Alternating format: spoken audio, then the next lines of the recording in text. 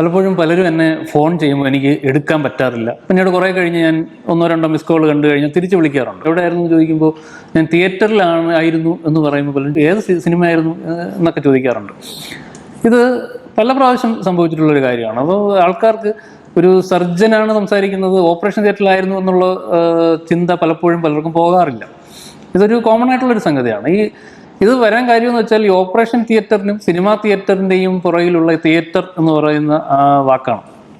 അപ്പോൾ എന്തുകൊണ്ടാണ് ഓപ്പറേഷൻ തിയേറ്ററിനും ഇതുപോലുള്ള അല്ലെങ്കിൽ നാടകമോ സിനിമയോ ഒക്കെ പ്രദർശിപ്പിക്കുന്ന തിയേറ്റർ എന്ന് പറയുന്ന ഒരു വാക്ക് കൂടി അതിലുണ്ടായത്? കഴിഞ്ഞ നൂറ്റാണ്ടുകളിൽ, അതായത് 18-19 നൂറ്റാണ്ടുകളിലാണ് നമ്മൾ ഇന്ന് കാണുന്ന രീതിയിൽ ശസ്ത്രക്രിയ വികാസം പ്രാപിച്ചത്.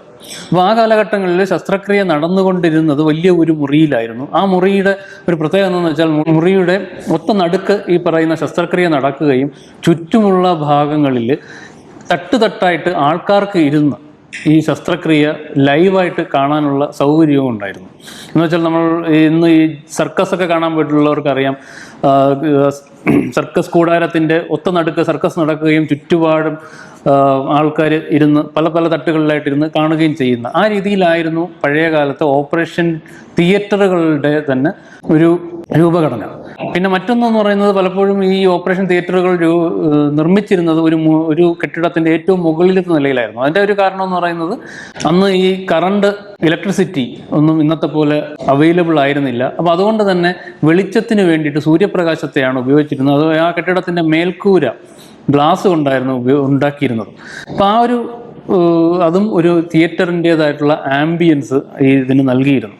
അപ്പോൾ ഇന്നും നമ്മൾ ഈ ഓപ്പറേഷൻ ചെയ്യുന്ന മുറിക്ക് ഓപ്പറേഷൻ തിയേറ്റർ എന്ന് പറയുമെങ്കിലും അതിൻ്റെ ശരിക്കുമുള്ള പേര് ഓപ്പറേഷൻ സ്യൂട്ട് എന്നാണ്. ഇന്ന് വളരെ കണ്ടെയ്ൻഡ് ആയിട്ടുള്ള ഒരു AC മുറിയിലാണ്, മറ്റാർക്കും പ്രവേശനമില്ല. അതൊക്കെ അതിനകത്തേക്ക് പ്രത്യേക വസ്ത്രങ്ങൾ ധരിച്ചുകൊണ്ട് മാത്രം പ്രവേശിക്കാൻ കഴിയുന്ന ഒരു മുറിയിലാണ് ഓപ്പറേഷൻ ചെയ്യുന്നതെങ്കിൽ പോലും ഇന്നും നമ്മൾ വളരെ കൊളോക്കിയലായിട്ട് അതിനെ ഓപ്പറേഷൻ തിയേറ്റർ എന്ന് വിളിക്കുന്നു എന്നേ ഉള്ളൂ. പണ്ട് കാലങ്ങളിൽ ഉണ്ടായിരുന്ന ആ പഴയ ഓപ്പറേഷൻ തിയേറ്ററുകളൊക്കെ തന്നെയും ഇന്ന് വലിയ വലിയ മ്യൂസിയങ്ങളാണ്.